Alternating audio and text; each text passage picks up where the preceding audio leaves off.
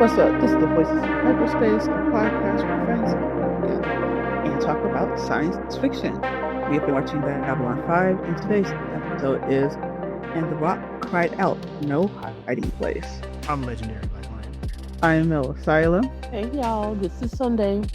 And for this episode, I'm going to go ahead and correct our number order. This is episode 20. Last one was episode 19 of season 3. So if anybody was listening and like, what number he say? That's what's right. This is what's correct. So yeah, fix that. This episode was a lot of fun. There was a lot of intrigue and mystery going on because they showed you one thing and they did it in such a subtle way. All the characters are dealing with some secrets and it gets revealed in the end, all of the secrets. But they start off, all the characters are doing like day-to-day stuff. And there is one point where there's a character who actually reverts to a previous state and you don't notice because you don't like him. I'm talking about Londo. Because later on in the open of the show, he starts off like, you know what? We got to get rid of Jakar. He's a problem. And we're like, oh, God, here he goes. But it turns out there's a very specific reason behind that. So I'm glad to have the wool pulled over my eyes with that. And I just can't get over Peter Jurassic's masterful delivery and performance. Like, he's just great. Any thoughts about some of the characters, the way that they acted in this episode? I think they really have a good flow. Like, I guess compared to when we first met these characters, and then reverting that now to a slightly more closed in setting for the story. Because everything not too long ago was everything coming at us and everyone going in different directions and stuff. So now we're like back to our original kind of characters and setting, and even the way that they interact with each other. Because Jakar at the end working with Londo was like, huh? Yeah. Since y'all be trying to kill each other. Yeah. I think the actor's name that you just said is the person who's playing Londo. Like, I think even though I don't like Londo at all, he does play his role very well. And the missionaries, I guess, whoever the religious leaders are that grace us with their presence in this episode, is very spot on for the stereotypes of the different religions that they are highlighting. Yeah, the Baptist preacher was giving me PTSD. Yeah. We'll when we get to that part, we'll talk about it because, yeah, absolutely. And I think J. Michael Straczynski was supposed to make it kind of an endearing comparison of different religions. We'll talk about that when we get to that part because those characters arrive on the station basically at the beginning of Act 1. Basically at the beginning of Act 1. So there are some things that he wants to say about religion, and yeah, he leaves a whole bunch of other stuff out.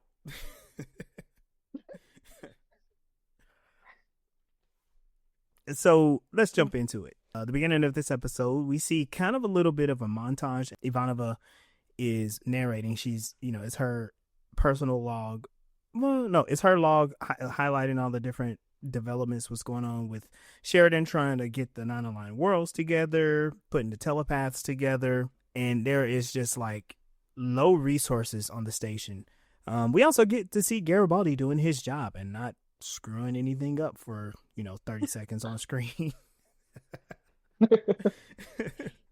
And I joke because the last time I talked about Garibaldi when he was being a detective, and he's good at his job. He's good at his job, but he sucks at his job at the same time because he's such a goof. I don't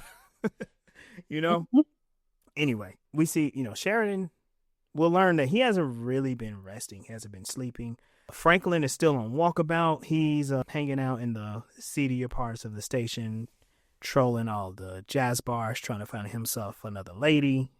I don't know. And then we get to see that Brother Theo is talking about his monastic order, and they're trying to bring new elements to Babylon 5. And it's just such a weird thing. So this is part of that whole weird religious thing. He's talking, his purpose there is to bring solace and calm during wartime. And on the one hand, I get it. Like sometimes during war, people get afraid, and they want to connect to something. A lot of times they want to connect to their religion. They want to connect to their beliefs. But man, Brother Theo is in the 23rd century wearing some like some like 10th century robes, just hanging out. And all they're data analysts. They're Right. they do code entry. It's like wait, was this the emergence of like religion and Dungeons and Dragons? Oh God. Like we're gonna be priests that practice Dungeons and Dragons. So we're gonna go all in on the like or just cosplayers in general. Wait, hold on. Do they They were play cosplaying. Do they play Dungeons and Dragons on B5? Is that what they do in their downtime? They could. I mean, I don't know. Maybe they would have recognized King Arthur if they didn't know that's I know, right? Dungeons and Dragons. But yeah, that I don't know. It's a piece of Earth history, I guess. Yeah. I don't know. And so They like cosplaying it. I'll go with it. Yeah, they're probably cosplaying. Or, because Or like I don't it had its origins in cosplay. I don't want to say There was cosplay. some And the reason why is girl. because like even today there are people who, for religious reasons, wear very simple attire. Some are monks of various types. Some are like some of the American religions. It's like Yeah, I don't think it's a Quakers religious. and Quakers and Yeah, I think it's. I'm going more along the data analyzing oh, okay, I got you. Okay, aspect. got you. Like data analysts at some point decided to adapt religion into what they do, and them doing that meant somehow adding marketing. Hmm. Is that Okay. coming from the nerd side? Yeah, I don't think religion usually tries to adapt often, especially Christianity. But well, they have a history of. Yeah. But Yeah. nerds will go off the deep end on doing some other stuff. So you're saying that they're just ginormous nerds who adapted Catholicism. They're like, yep, this is us now. Yeah, We do data entry and we are monks. Got it. Okay. yeah. Okay. And then over like decades, it became what we see now. Okay. Okay. It's Okay. up to tradition. Yeah. And I guess that's why Reverend William Dexter gives him such a hard time because he's like, come on, man, what are you doing? You know, like, Like, I don't mean that mean I'm a nerd too, but okay. okay. All right. We see a Jakar. He's talking to Ivanova, and it's always when Jakar is talking to Ivanova, she's just like, I don't understand why you're asking me for the thing that you're asking for, because there's no way you're gonna get it. He's trying to get bodyguards to go with the telepaths, and I like what Jakar is thinking. He's like, okay, we got all these Narn. We're not so great on the security aspect. Okay, cool. But they can be bodyguards for when y'all send telepaths to the front lines. And she's like, that doesn't make any sense either. and he does kind of like this plea for like, well, tell that to their mourning loved ones when their bodies are ripped apart by the shadows. It's great. The shadows are going to blow up their ship before. Why do you need a bodyguard? Is that even Right. Well, they're going to be on ships. They're going to be on the ships. They're going to be on a ship. Yeah. So. Yeah. They're not marching into battle. They're going to be on a ship. Yeah. And if something happens to them, the ship is going to explode. That's the issue, Jakar. You're wasting your protocol. Yeah. Yeah, protect them from the vacuum of space. So we move past that, and then this is Londo having a conversation with Veer, and he's on like, "Yes, we must do something about this Jakar once and for all. I'm gonna kill him, and you're gonna help me, Veer." And I'm having a really hard time with this whole line that they're about to take. And of course, at the end, it makes sense. But I, it puts Veer in such a pickle of a position, and it's so frustrating. I wasn't even, I mean, I wasn't absolutely for certain, but I'm like, didn't he help the Narn before? And now Londo is asking him to betray them openly. That was extremely frustrating to watch. Yeah, I think it's because he was helping them that he's like, they'll listen to you. They'll believe you. They're not gonna believe me. They don't believe nothing I say. also, just the other part of the history, like Veer does not want to do anything that Londo is saying, and he's trying to figure out like, okay, how can I get out of this? And Londo threatens him. Of course. Londo threatens him. Yeah. Londo being Londo. Can you say that again, Mel? You kind of cut out. Londo being Londo. Oh yeah. Right, people.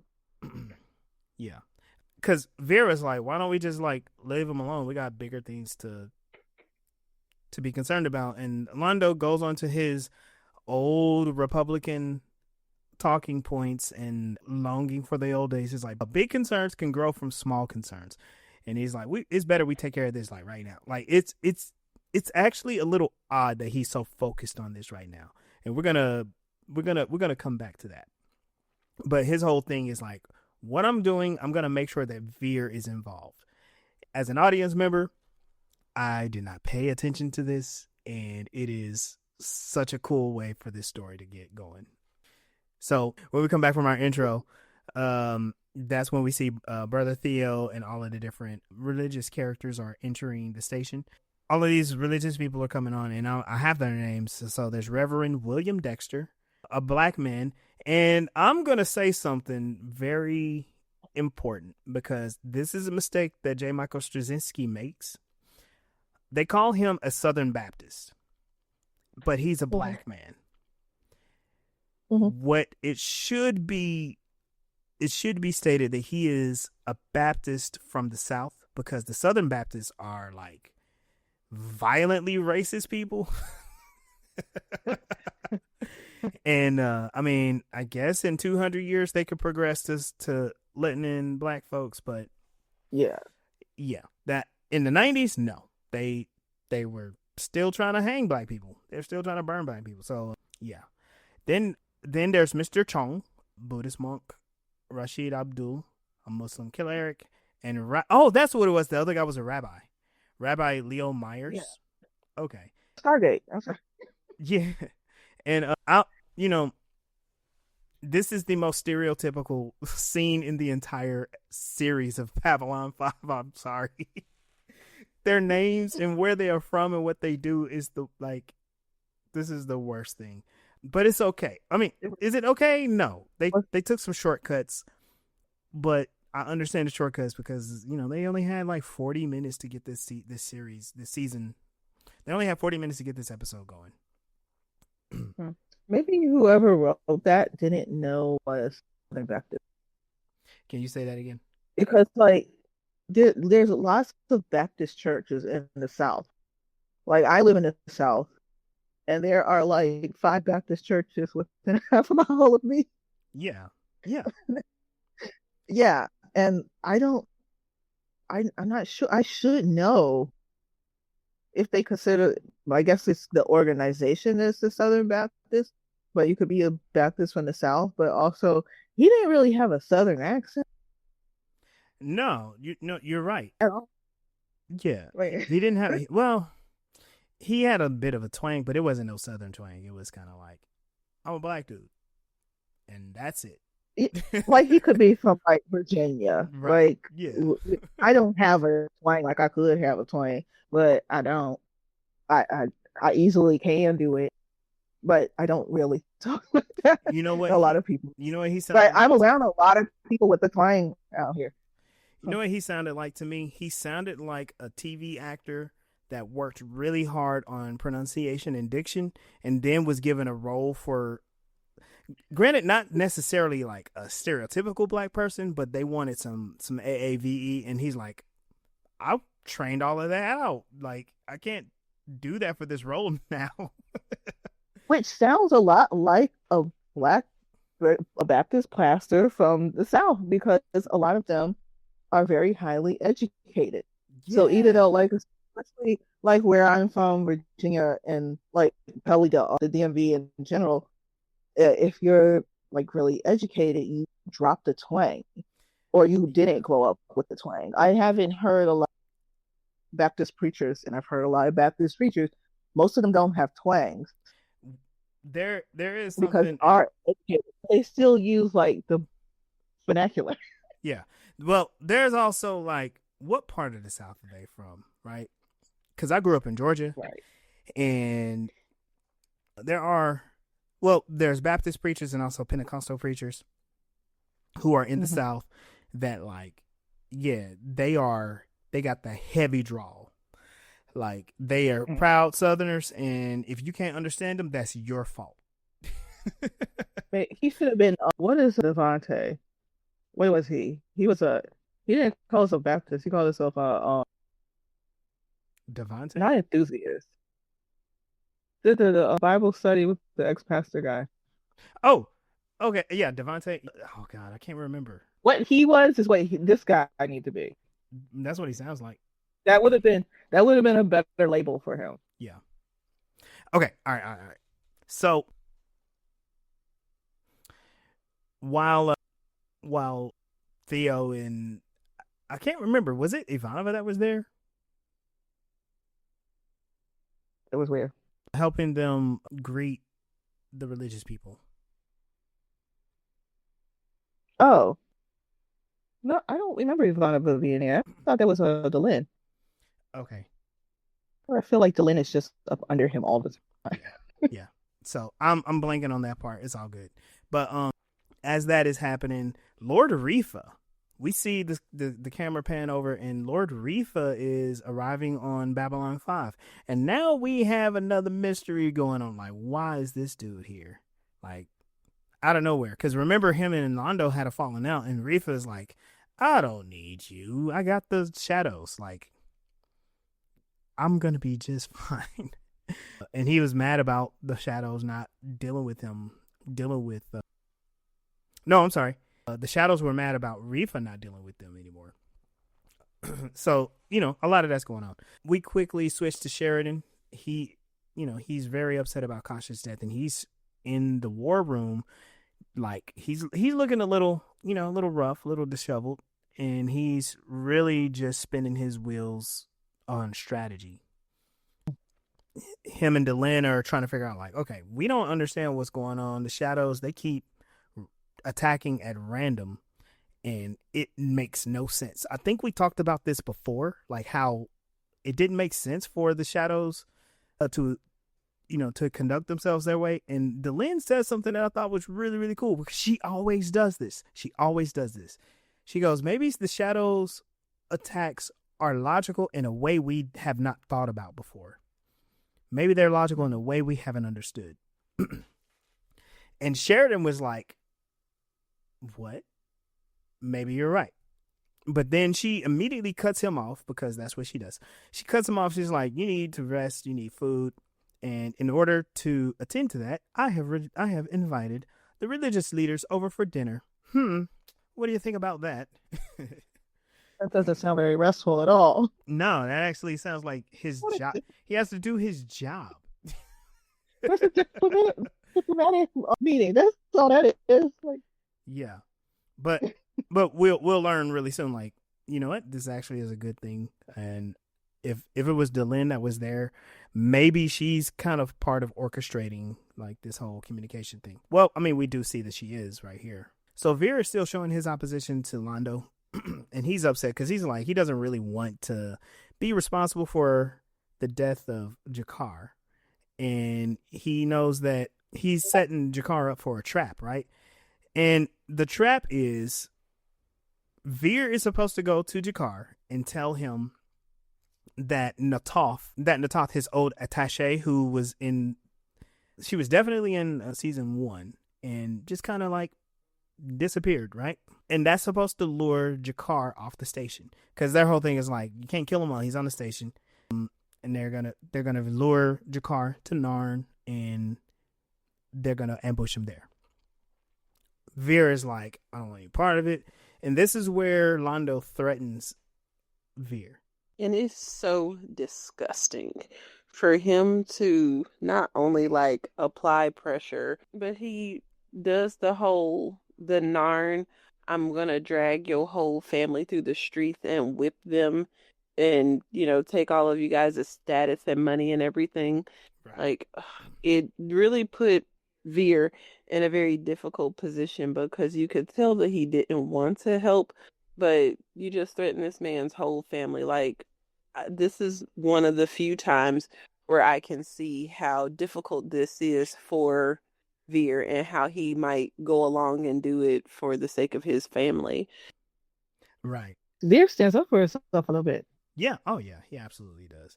And he knows that, like, because of their position, like, even him snapping back at Londo ain't gonna do nothing, because it's like, oh, shoot, my whole family's at risk now. I'm gonna be humiliated, and they are going to be punished. That's really messed up. So now we're feeling sorry for Veer again. We're feeling sorry for Veer again. And here's the thing about that. We've seen this scenario all season, almost the whole series. So nothing out of the usual. I'm just leaving it out there. Lord Rifa and Minister Verini, they appear together. Verini is visiting because he's like, look, this rivalry between Lord Rifa and Londo, that needs to stop. And this shit's got to stop. And Rifa's like, oh yeah, it'll stop when, the Emperor picks a side. And Verina's like, look, the Emperor don't care about who does what. The Emperor just wants it to stop. Stop your petty back and forth feud. We all need to be on the same page. And Rifa goes on and he talks about how he took credit for the ascension of Cartagia to the seat of the throne. He talks about how basically he takes credit for starting the war and bombing Narn, all of the stuff that Londo actually is responsible for. And Rifa's like, no, it was me. And Verini, he's all like, look, y'all gotta settle this stuff. We don't want any direct involvement. Y'all just need to stop. And Verini says, I'll make a decision on which side is more deserving. And Rifa's like, okay, don't worry. We gonna take care of this. I'll make sure you understand who's more deserving. Which means he's gonna start working on something really conniving. Challenge accepted. Yep. We quickly see that Veer reluctantly goes to Jakar's quarters that has a guard on the outside, and he's like, I'm trying to talk to Jakar. And that guy was given the black hat from Europe vibe. What are those guys called? The guard? Like the royal guard with the puffy hat? Yeah. I know. Puffy duck. Puffy duck. No, but yeah. But Jakar himself opens the door, and this is where Veer tells him the false information. And Londo's plans are in action. When we come back to Verini, and he reiterates the ultimatum to Londo, the thing that's between you and Lord Rifa has to stop.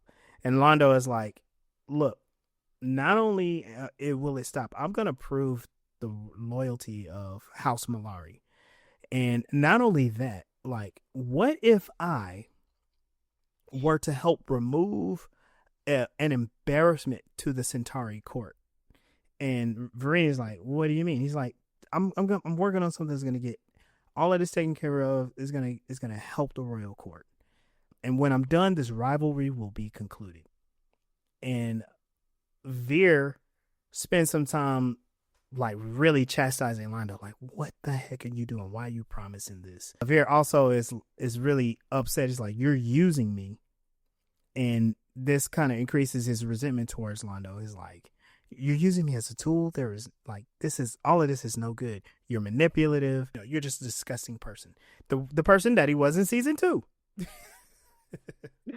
You know? So we cut away from that tense moment, and Sheridan is with Delenn, and they are with all of the religious leaders, and they're having a discussion, and it turns out that they are all members of the resistance on Earth. And this is where Sheridan learns that the resistance is live and well. I like that they're a part of the resistance because they need a resistance. Yes, it is very in line with, the historical representation of the church or religion that they are helping the refugees. It's just wildly problematic that they then take that assistance and, twist it to manipulate the followers instead of leaving their autonomy intact when they are using a place of worship for fellowship and or a safe haven and a community resource. It just then always goes dark when the religion wants you to hold a certain viewpoint or belief above all other, and you don't have, right, really the freedom to think critically for yourself. Mm-hmm. And then we just end up in a vicious cycle of fuckery. Yeah. It's just as manipulative as what Malari would do, but nicer with a sweeter way. It's like, oh yeah, I can help you in this war in your time of need, but you don't have to think how I think and do what I do and be under my command now. And they say it with the sweetest, nicest, kindest presenting of the information. And yeah, so you're kind of definitely want your allegiance. And I'm learning in my own life that aligning, it's not something that I do very well. The thing that's pretty interesting about all of that too is the implications are that whatever political allegiance or alignment that President Clark has, he doesn't have like a religious, well, not that type of a religious component of it. So whatever authoritarian fascist version of government he has, the religious people are like, nah, man, this dude needs to go. And apparently in 200 years, the religions have all come together to kind of like an enlightenment of not really wanting to fight each other, not wanting to rule the world, but they're just concerned about serving people. And I find that really interesting being said and pointed out in this show. I mean, that's really shown pretty well by having the priests or monks being data analysts.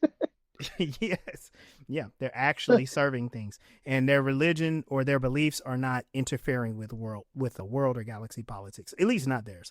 Which, okay, on a sidebar, I wanted to say this too, and I think we've talked about it, but the Minbari religious caste, every time I say religious caste, I keep thinking of what the Catholics are, or like what Catholic zealots are like, and the Minbari are absolutely not that at all. They don't have a deity. They don't have an actual theology like that. They just have their religious belief is more like, if you want to put words on it and kind of like compare it to some sort of philosophical perspective, it's like Monism, which is kind of like viewing the universe as God, and we're all part of the universe, so we're all God. And Delenn is like, the universe is attempting to understand itself, and that's what we are. And it's really interesting because they're not trying to force that idea on people. They're just like, we'll serve you. We're smart. We can fight, and we respect you. But if you push our buttons the wrong way, we will utterly destroy you. Murder you. Because they seem a lot less like a religion and more like just a philosophy. But then this show also considers Buddhism a religion. It's technically a philosophy. Yeah, which all of that is really interesting, and we may have to spend some time exploring that a little bit more. Okay, we spent a lot of time on that. So the religious group in Sheridan, they realized like they haven't heard a peep about the resistance. It's supposed to be dead. Apparently, that's just propaganda, and it is alive and well. They're moving all kinds of information. They got all the data crystals that are given to different people, and they want to make sure that people understand, like, yes, we hear you, and there is a movement to help make sure that this thing is successful, and what they call it's a glimmer of hope against that oppressive regime. So that's pretty interesting. Like, because we started out, Sheridan thought he was alone, and we'll revisit that in a minute. Alone. Yeah, and we see that Jakar, he is once again seeking help from Garibaldi. I don't know why Jakar keeps going to the most useless and unhelpful humans on the station. When he first went to Ivanova, now he's going to Garibaldi. Come on, if you want guns and drugs smuggled, who better to go to than the cops? Londo gets guns and knives on the station all the time by himself. Oh, Jakar, I thought we were talking about Jakar going to what's his face. No, I know, but Jakar also can get on and off the station by himself. Like, why is he going to Garibaldi? I think because of everything. He wants it to be known that he's looking for a way out. He's basically saying, I need your help to secretly get back to Narn. It is a personal matter. But it's not really a secret. Right. Got it. Right. Wink, wink, wink. Am I winking the right eye? I don't know. And then Veer is ambushed by Lord Reefa and his goons. Because I didn't know that does everybody have telepaths? Yeah, not everybody. Everybody but Narn. Yeah. Well, most species have telepaths. Yeah. Okay. But apparently like the Centauri telepaths are pretty strong. They have they're so strong that like they have positions in government. So that's an interesting way to deal with it. Yeah, because the wives or whatever were the telepaths. Okay, I remember that. And they accost Veer, and Lord Reefa is like, tell me everything that Londo was up to. And Veer is like, oh shit. During that religious meeting, Reverend Dexter suggests like, oh, we should have a sermon. And this is where Reverend Dexter and the monk, Brother Theo, they kind of get into an argument because apparently 200 years from now, there is still an argument about whether or not God wants you to be quiet and solemn and serious, or if you, to sing, clap your hands and dance. Have you encountered that weird argument before, Mel? No, I have only been not in real life, in like shows and media and other things, but in real life, going to different churches, we typically to the places where it was inappropriate to not hoot and holler. Oh wow! It must be a Midwest thing because everybody here knows better than everybody else.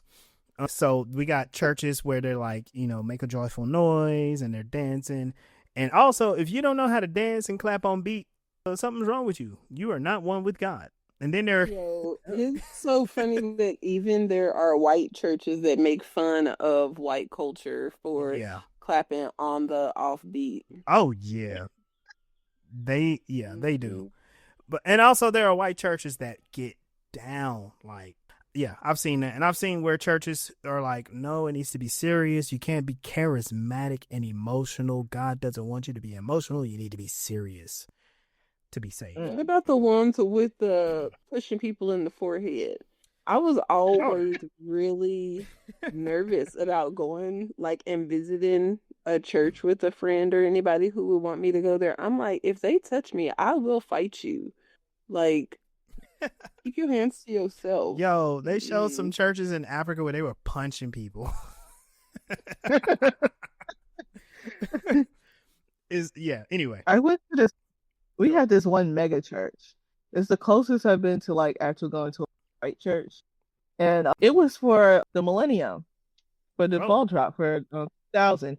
They had two rock bands, wow.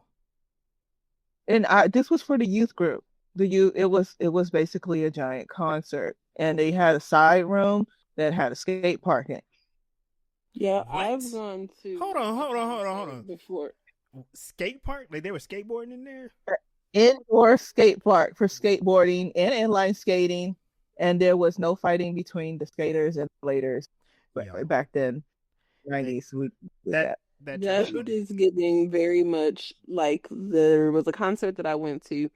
Oh my goodness. When I was into Christian rap, I can't remember the names of the people that I was listening to, but anyway, like Andy Mineo and KB and Lecrae. There we go. I got words. Yep, And Lecrae. so they were in concert, and the concert was very like the genres of music were mixed. Mm-hmm. And they had everything from like a country band that like had a banjo and played the spoons, and I mean played the What? spoons.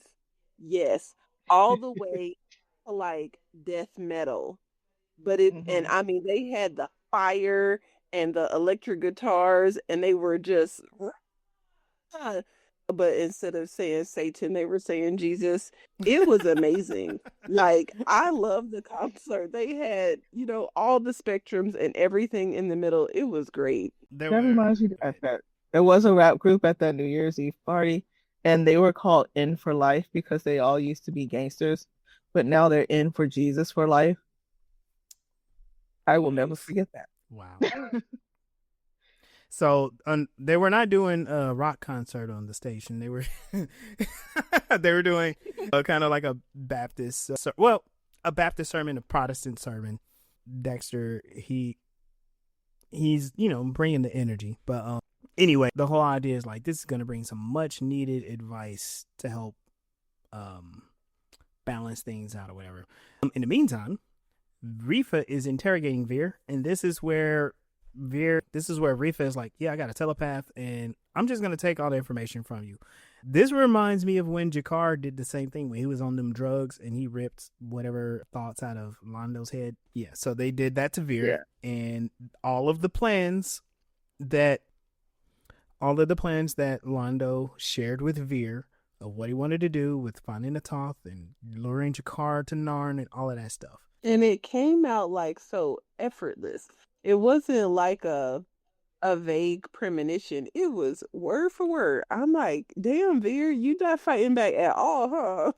No, nope. I don't think he doesn't have like defenses No. against a telepath at all. And Their telepath is strong, boy. yeah, and Rifa's like, okay, cool. Now that I know what Londo's plans are, I'm gonna keep you here until everything's done. So basically, kidnapping Veer. And Which what was the point in threatening to kill Veer if he didn't tell them, if you were just going to use a telepath to take it anyway? You could have just bumped me in the hallway and took this information. Like, come on now. Yeah, because like remember the most powerful Earth psychics, they I just thought you were started. going to Like, say benders. oh, what did you say? the, oh, Go ahead. huh. She thought I was going to say Bender, Oh, okay. but No, when you said Earth, I humans, thought bender. I couldn't Oh, not hear okay. oh, it. like we just got ours. Yeah, Like they've had theirs for hundreds of years. yeah, Like even the Narn, they had them 1,000 years ago when the shadows attacked. yeah. So the other species, they've been evolving as telepaths for a long time. And we just got ours. So theirs are going to be much stronger. Theirs are probably going to be like at normal a 20, whereas the humans are doing experiments to attempt to try to get there. Yeah. So you are right. It doesn't make sense, but also here's the thing: you can't make sense of a person who is power hungry. Like they just do shit. It's like if and True. there is like you're gonna threaten a person not because you're actually gonna kill them, but you want them to think that you are because you like feeling more powerful. So it doesn't make sense, but you know, that is the thing that they do. So Veer is kept in a dark room on the station, by the way. That's something I paid attention to at the end of the episode because he's in this room. He's in this room the entire time. So Reverend Dexter wanders around the station and he wanders into Sheridan's office and he's like, "Oh, my bad. I didn't know anyone was in here. I just couldn't, rest. I started walking around." Which, I mean, I get that. When I'm out of town and I'm like at my hotel and I'm just up, sometimes I just walk around, you know. But you don't find your way into the mayor's office. I mean, no, because they keep it locked, but, sometimes. Like, oh, it's a locked door. Okay, I can't go. I guess I can't go in there. No, Damian, you definitely be trying to get past locked doors when you were out of town. Hey. Yes, that is definitely no, you. But he's like, this mall looks closed. I wonder if we can go this way. It's closed, babe. It was closed, and it was weird that it was closed. Because we had to walk all the way around. Anyway, Sheridan offers him a tea. And Sheridan's like, "Yeah, I can't sleep, so I am staying up doing all these reports." And it's like his actual job that he should have been doing, but instead he's like spending all his time in a war room. And Dexter and Sheridan have like kind of a interesting, not really a heart-to-heart, but kind of like... He spends all his time in a war room because he got two people on the main part of his staff that don't never tell him shit. We'll save that for later. That's true. That's true. That is true. He'd be a whole lot less stressed out if he had all the information that was pertinent to him. Right. And so Dexter is asking him, like, "Well, who you share your responsibility with?" And of course, Sheridan is like, "Oh, I got Susan Ivanova and Michael Garibaldi, At least Ivanova tells him things. But Garibaldi still hasn't told Sheridan anything useful. Anyway. And Dexter's like, no. They work for you. I'm talking about who do you share responsibility with? And then he goes on to tell a story about how during the Earth-Minbari War, 10 years ago, Earth-Minbari War, he could tell a good soldier from a bad soldier. The good soldiers had people that they like talked to and connected to, and the bad soldiers isolated themselves. And even though they did so for like noble reasons, they didn't want anyone to be burdened with what they're burdened with. Like, they got isolated and they were very sickly. They were not well mentally and emotionally. Fell apart and then end up hurting people because hurt people hurt people. Yeah. And Sheridan is like, "Well, what do you mean?" And then Dexter alludes to Delin. It's like, "Look, she loves you, bro. We can all see that. When we were in that office talking, she had the googly eyes at you.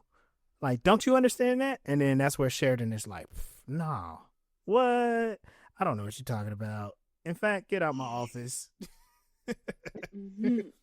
Like, I don't like where this is going, sir. I need you to leave. Adjourn. And on his way out, Dexter's like, "Look, when I met my wife, she used to help me clean up all the time.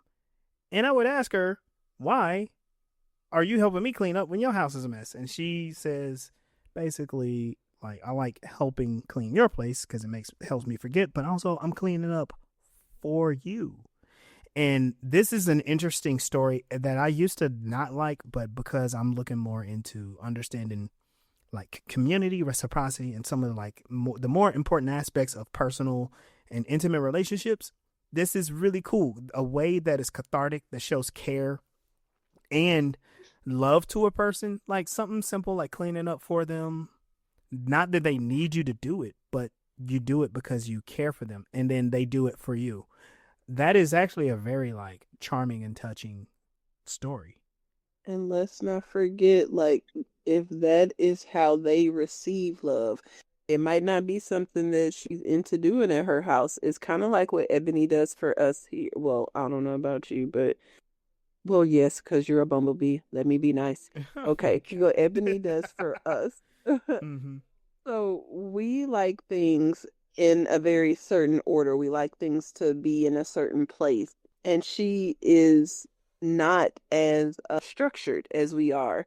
But when she comes and cooks here, she makes sure to put things back where they go and to, follow the systems that we have. And it is very much appreciated. Shout out to my Metamore Ebony. Hey. Yeah. So as Dexter leaves, we have that lingering thought and notion of like, Sheridan, stop playing. Delin loves you, and you need to make this happen. Otherwise, you're going to drive yourself crazy. Play games on me. I thought you want to play. So I was kind of annoyed that he made it about work. It was like, why couldn't you just she likes you. Right. But then also, that's none of his place either. Either way, it's not his place. I mean, just annoying. Yeah. Want a pastor to not try to make a love connection where he can coerce people into a monogamous marriage and, further separate the community by putting us in a, what is it called, Nate? A nuclear family? What do they call it? Compulsory monogamy. But I think he's also trying to secure himself a job. Like, hey, I want to come back to this station. Maybe I can marry these two.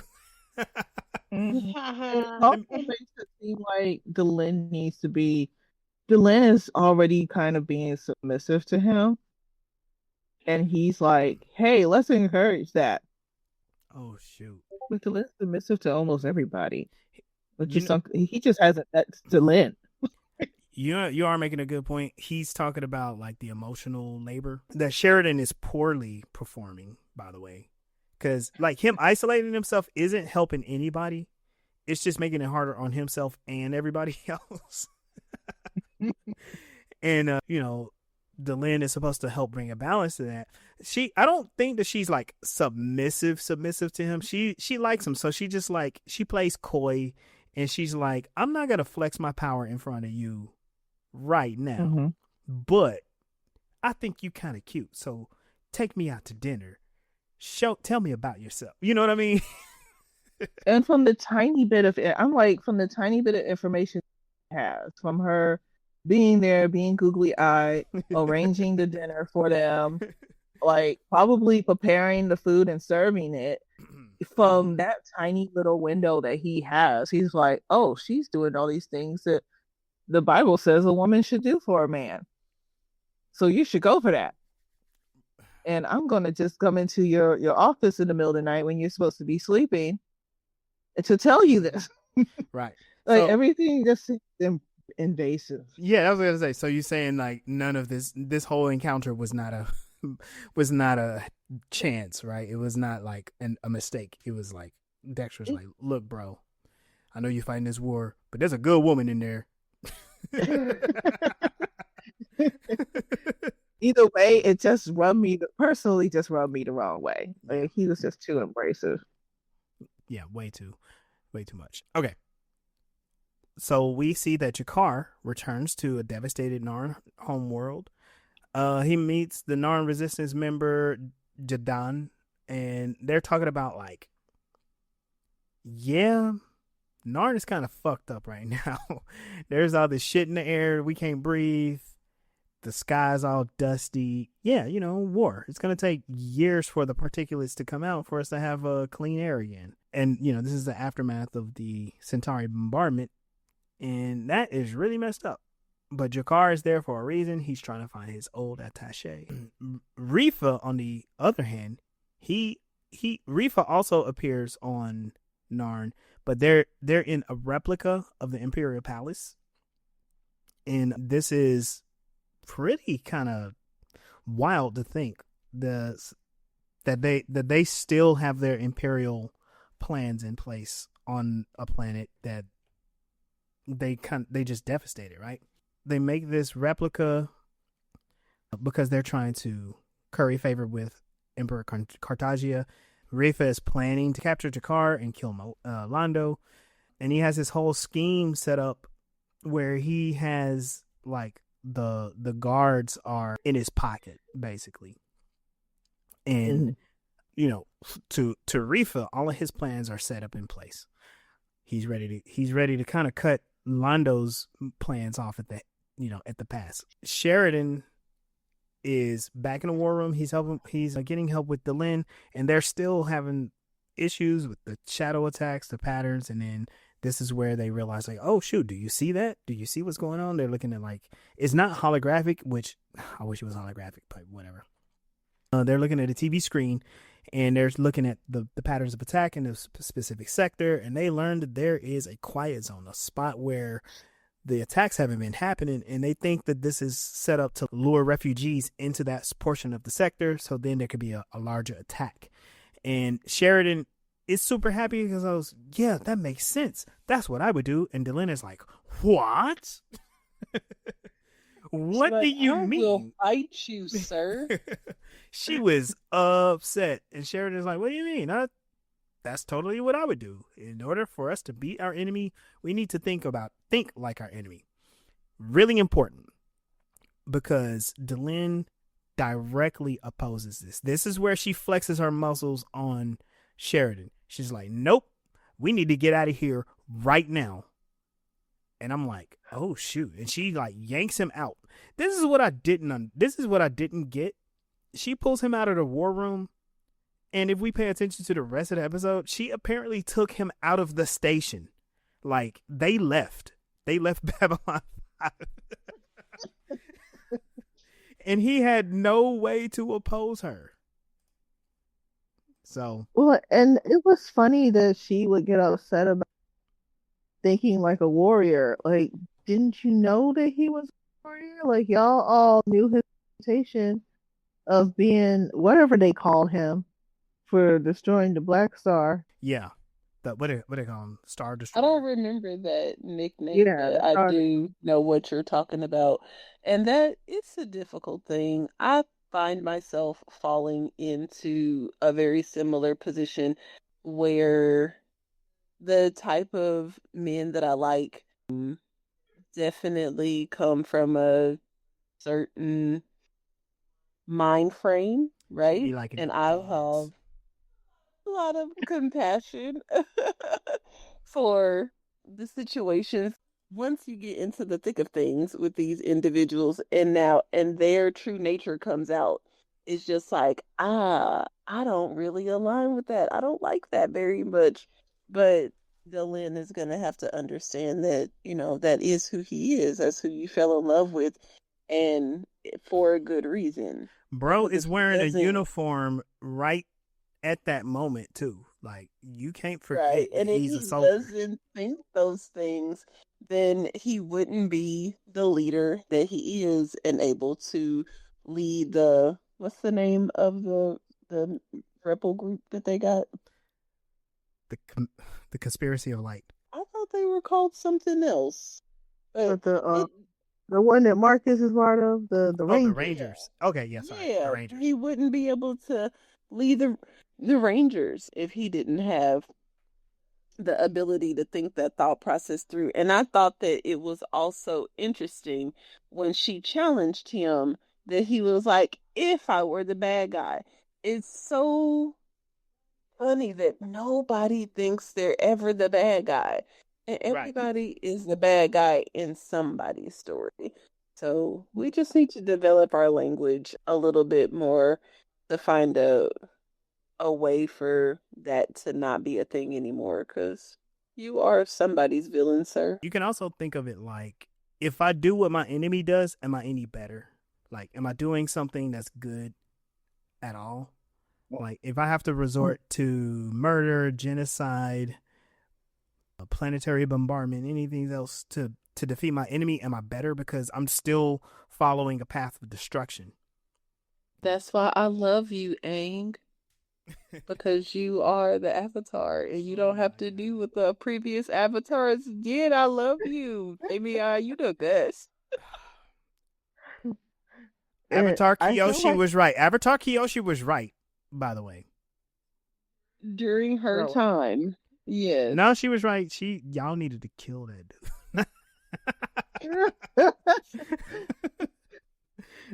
Well, Lynn totally forgot about when she was Googling I and him on the White Star, about to get them all killed. And she's like, you can't do this. You can't do this. And then when he succeeded, she was all happy. And he's like, kind of like trust the process a little bit with his craziness that everybody's saying this is not a good idea. But Mm-hmm. while they're in the thick of it and when it works, she's happy with it. But when Well, it's just a theory and she can't see it doing any good, now she's like, huh? Why are you thinking that way? He's always thought that way. she got that During that adrenaline and part. dopamine rush. She was, let's just say the juices was flowing when they lived. Oh my gosh. And she was like, oh my God, I love you. You almost got us murdered, and I love you for it. Anyway, all right, I'm gonna stop because the episode's almost over. Okay, yeah. So basically, she grabs Sheridan. Like, not only she dragged him out of the war room, but out of the station and probably out of the sector. Like, they left. So Londo, he puts his plan in motion. He mounts to rescue a Veer, and it turns out like, not only where like they were just on the station, and Londo takes a first. He gets his hands dirty. He knocks out the guard and opens the door. Like, I knew he could fight and stab people, but this dude knocked somebody out. And I like this joke too. He's like, geez, I think the qualifications for these new guards is how thick their skulls are. Because he broke his hand punching the guy in the face. Which, by the way, people, if you got to punch somebody, don't punch them in the face. That's going to break your hand. Throat chop them. Punch them in the throat. Punch them in the throat. Gouge their eyes out. I'll punch the diaphragm. Yeah, there you go. Diaphragm, soft tissue parts. Don't punch skulls. Jakar down on Narn. He's marching through the tunnels. He's with his resistance group, and then they are surrounded by Rifa's men, and it is kind of a tense moment because Rifa thinks that he's thwarted Londo, and he tells his guards, like, we knew that this traitor was going to be doing this. I want to make sure that Jakar is intact, but for the rest of the Narn, do whatever you want with them. Then we see that they switch over to Reverend Dexter's sermon. Don't forget that he wants the silver platter. Is this? Oh yeah, something about like put his head on the silver platter. Is that what it is? No, they wanted. What's the leader of the Narn? Jakar alive. Oh, and we're gonna deliver him in chains to the Emperor with a silver platter that had Londo's head on. Yes, there we go. Dun dun dun dun dun. Right. So, as that conversation is going on, Reverend Dexter is having his sermon, and he's doing his best at imitating a Pentecostal preacher. They didn't get to practice this part very much. It's a TV show. But it was good. It was good. He was talking about the true nature of the enemy, fear, ignorance, hate, and how like the hate will only destroy you. This is when we go back to Narn and we see that Rifa is wondering like, how come my guards aren't moving? And he's like, what are you waiting for? And Jakar's like, this. And he turns on a holographic projector, and it is Londo telling him, I see you have fallen for my trap. And he talks about how is like the entire time I planned to get you down here, and I know what you did. You killed the love of my life, and for that you're going to die. But why, you may ask, are the Narn helping me? Well, the reason why the Narn are helping me is because I am releasing 2,000 imprisoned Narn. Half now and half when the job is done. And he talks about how he plans on like also like ruining Rifa's family. Having them completely discredited. Like everything he threatened Veer with, that's what he actually wants to do to Rifa. He said, killing you simply is not enough. Like your house will be completely discredited. And I'm just like, God. And then when the hologram goes off, Jakar looks around and he's like, make sure that this is found with his body. And he stuffs a data crystal in Rifa's lapel. And then he takes his finger and wipes it across his neck. And he's like, preserve the head and face because they'll be needed for identification later. And he's like, but the rest of it is yours. So he just completely flipped that line on him. And while we hear some very fun, charismatic Pentecostal music, Rifa is being chased by a gang of angry Narn, and they are beating the life from his body. And the song is, and the stone cried out, no hiding place. Because guess what? Rifa has nowhere to hide. Nowhere to run to, baby. You know where to hide. Something like that. Yeah. The funniest thing, it wasn't funny. It is kind of funny. When the hologram came on and Malari is doing his little speech, and he's like, "You killed the love of my life. You killed the king, and you inconvenienced me." Yeah. And you inconvenienced me. For that, you must die. He's like, "Oh yeah, the love of my life, my king. You inconvenienced me." You just get on my nerves. God. When you get on my nerves, you have to die. You're annoying if you kill my king, but you inconvenience me. We're gonna have you beaten to death by a group of Narn. Right. And in my notes, I wrote that the song, while it's all like cheerful and energetic, it's about retribution and judgment. Like, it's talking about burning people. Of course. And and they burned women, not witches. I mean, yeah. It's not basically when that holy fire comes, there'll be no hiding place. I'm like, fire? We burning people? But anyway. Yeah, well, they used to. They used to actually burn people. No, but the song is I think it's like it's a reference to an ancient hymn, and it's basically like the judgment of God. It's gonna, you're gonna cast people into the lake of fire, and you can't hide from the fire. You can't hide from God's judgment.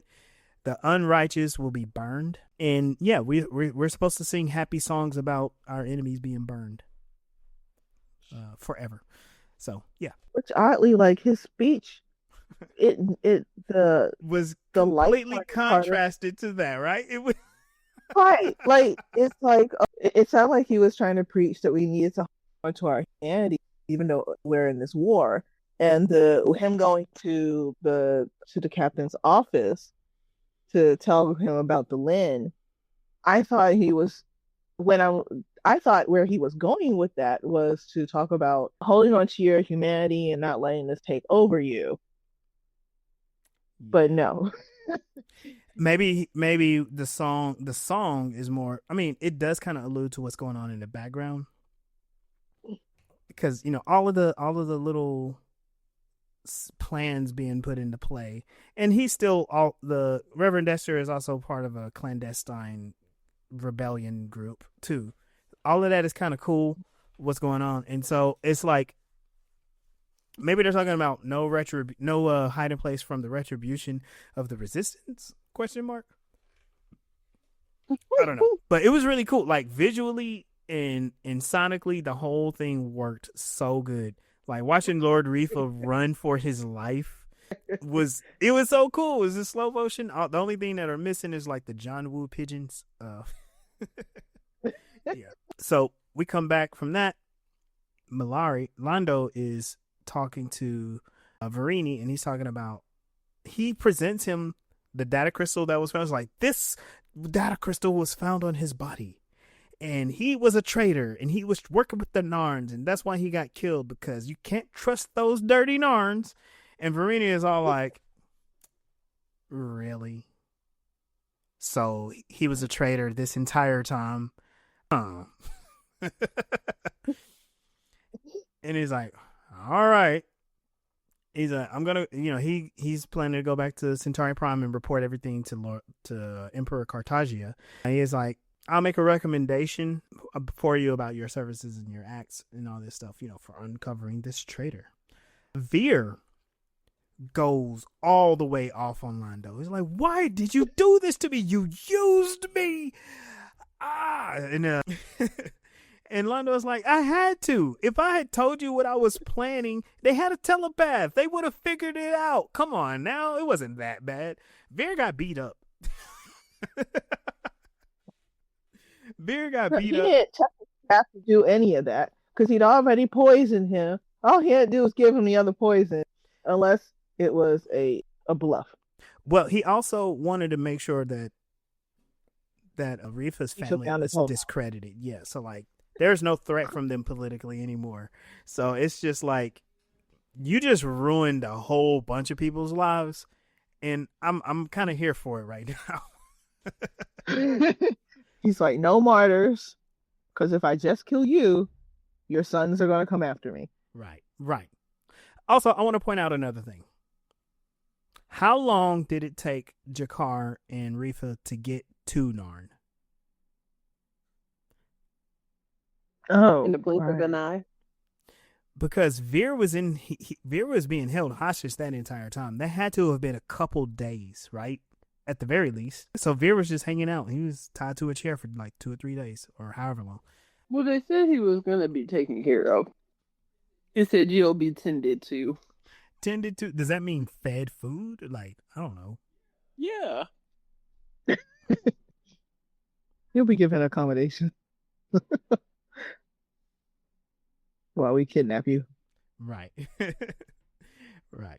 Yeah, no, Veer definitely needs like a couple medals of honor or something. But hold on. Did Londo go anywhere? I thought he No, Londo enough. Londo was just at home on the station. So why do you think that Veer had to wait several days to be rescued? Because Londo was rescuing. Right.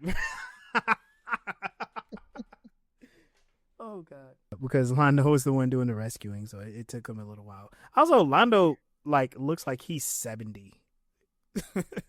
I don't know. Excuse me. He wasn't in a rush to go get him. Yeah. Which maybe he thought he was punishing him for talking back to him. Yeah. And not wanting to do the job in the first place. Yeah, but this exercise of like really conniving activity turned Veer all the way off. He's like, look, I don't even know you no more. Like, you're not supposed to do this to me. Like, I know what type of person you are, but come on, man, you turned that on me? No. So they have like a little bit of a thing between them now. Because, I mean, how do you feel when somebody uses you without your consent? It's bait. Right. Violated. Complete, like.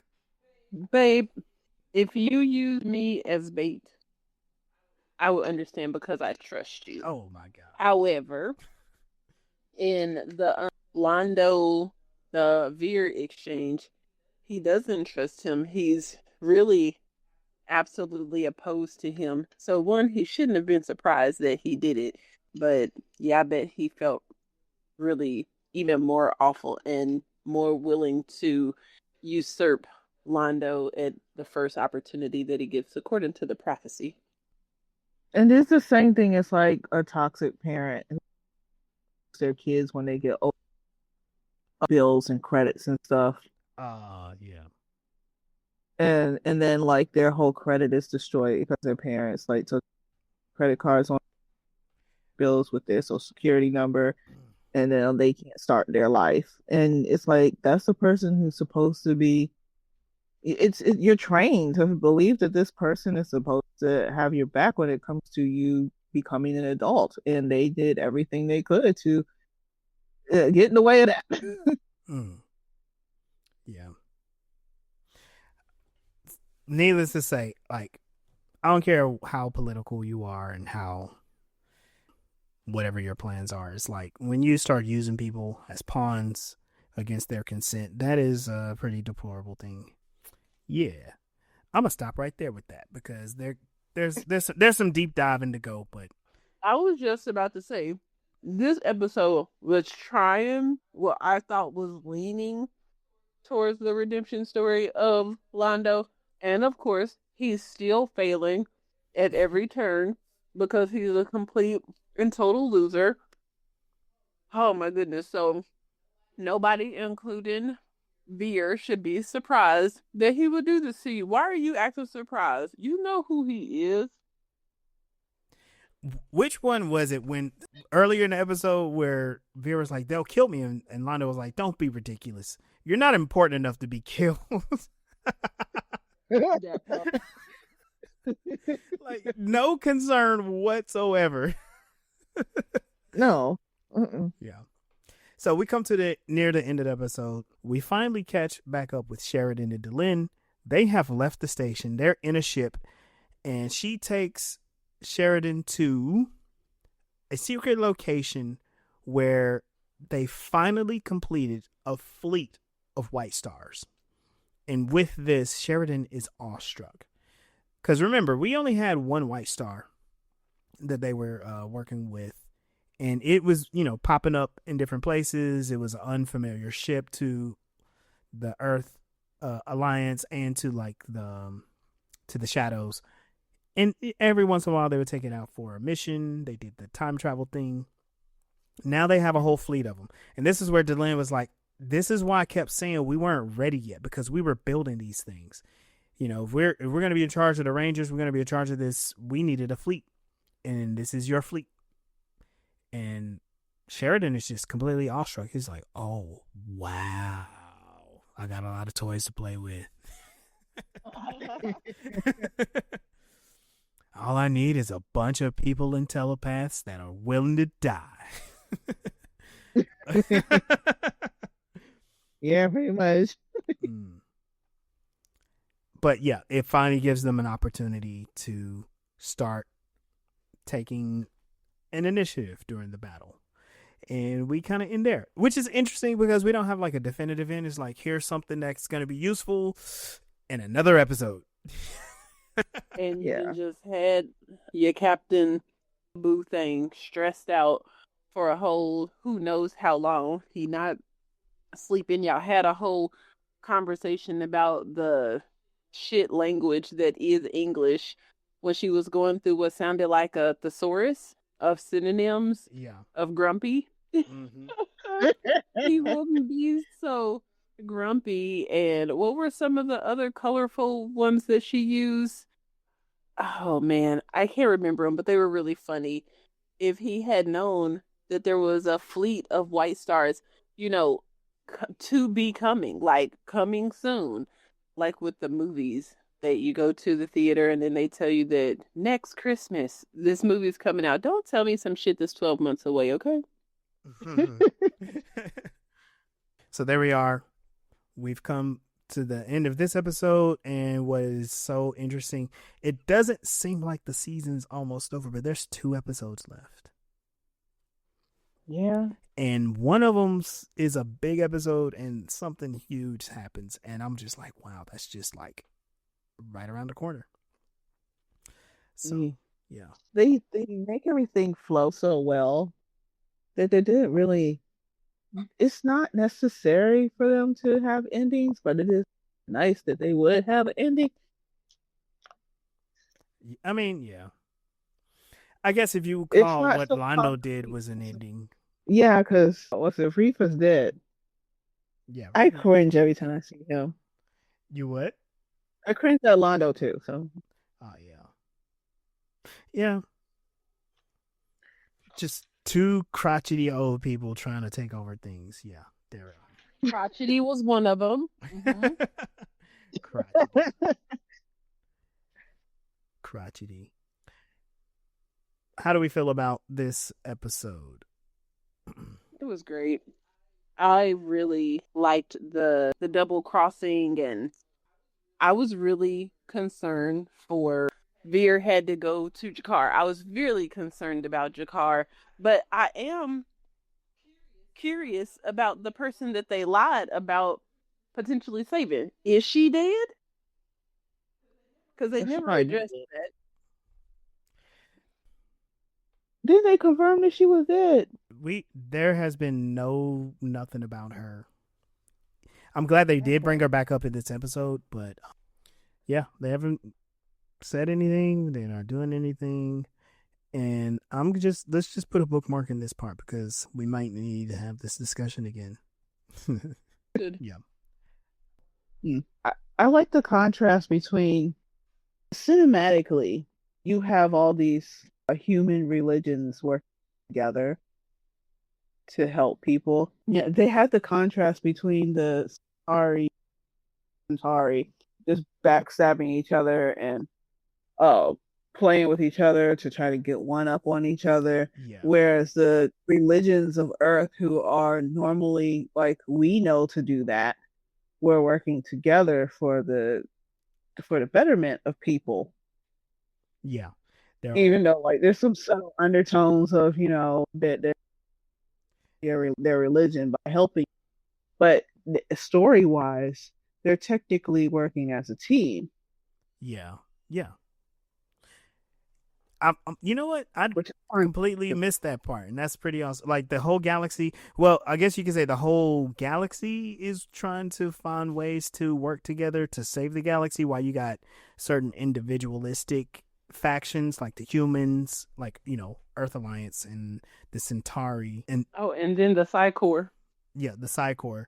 And so it's like the good guys are the ones who are trying to keep everybody together. The bad guys are the ones who are trying to like divide and conquer in the galaxy. So yeah, that's pretty interesting. I I didn't pay attention to that, and you brought that up, so awesome catch there. it was what Sunday said. It made me think of that What? just now. What did I do? Oh, you talked about them fighting each other and opposing each other, and I was like, but cinematically, the humans are not opposed to each other. I mean, within the resistance, we find out that there's people in the resistance working together that we know a lot of us know in real life would normally be at each other's throats. Right. Got it. Yeah. Because of books. Oh God. Yeah, I'm not gonna harp on that. Read a book. Read a the motherfucking book. This isn't the platform to have the soapbox discussion, but it's all good. We'll figure something out. Maybe a side mission. I don't know. Okay. Well, with that episode done, let's get out of here. I want to thank y'all for joining this edition of Voices in Hyperspace. You can continue the conversation on Voices in Hyperspace. We are on Facebook, Instagram, and YouTube. Be sure to like, share, follow, tell your friends all about us, and let's continue the conversations in all platforms. You can find me, Legendary Black Lion. I'm the most available on Instagram right now, even though I am on Blue Sky, and actually, yeah, we'll just keep it there. I'm on Instagram and Blue Sky. Check me out at Legendary Black Lion. I know Asylum. You can find me at mailsrebellion.com. I'm also on TikTok, Facebook, Instagram, Blue Sky, Threads. Yeah, you can find links to those on my website, mailsrebellion.com, and you can find my book, Unrooting the System, available now on Amazon. Hey y'all, this is Sunday, and you can find me at a poker table. All right. And we'll see you out there. Peace.